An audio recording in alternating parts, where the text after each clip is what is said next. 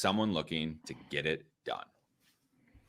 I would say this, man, that understand that, and I think whether you believe it or not, it's pretty obvious, is that we're created as a vessel, and we're created as a vessel to contain God Himself. That's what we are. We're vessels to contain Him, and if we don't know God, or even if we don't believe that, well, you are a vessel because you're going to try and fill yourself up with something, right? You're constantly going to be looking for something to satisfy you, right? Something.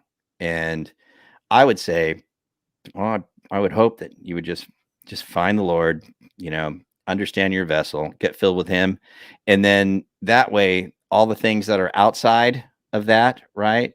You can handle all that stuff a lot better, right? None of that will be that important, right, to you. So we got to work. We got to value our family. We got to value, a lot of things in life, right? But we also need to understand, you can't take it with you, right? You can't. So there's things that are really, really important and things that are not that important. But sometimes we tend to think that they're that important, but they're not.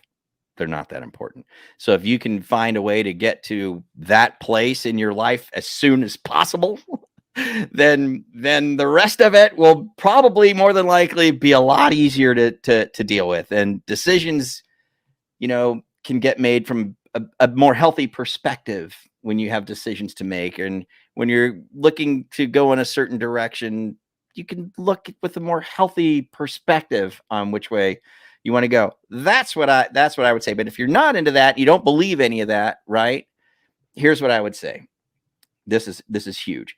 And this is what I learned from Carl White. Because Carl White and me and Brian got started kind of around the same time, right? And we did fine. Me and Brian. Carl did really fine.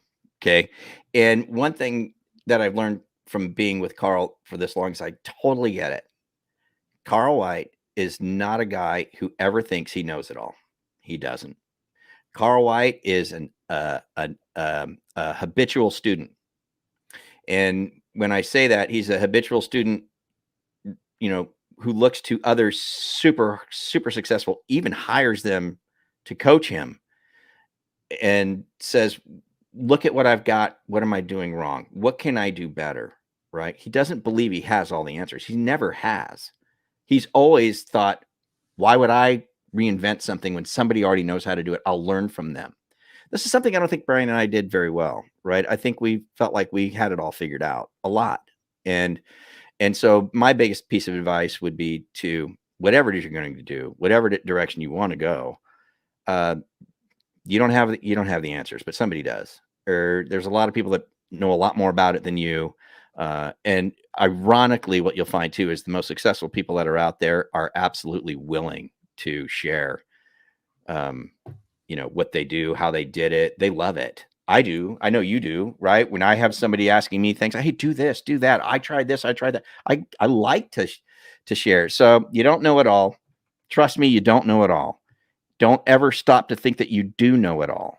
And that would be one of my mistakes that I've made in the past. And that would be one of the things that has inspired me so much about Carl and his team, is that Carl has always been a student of other successful people and has never thought he knew it all, and just would always go and seek out, advice or coaching or help from other people. And now, the proof's in the pudding.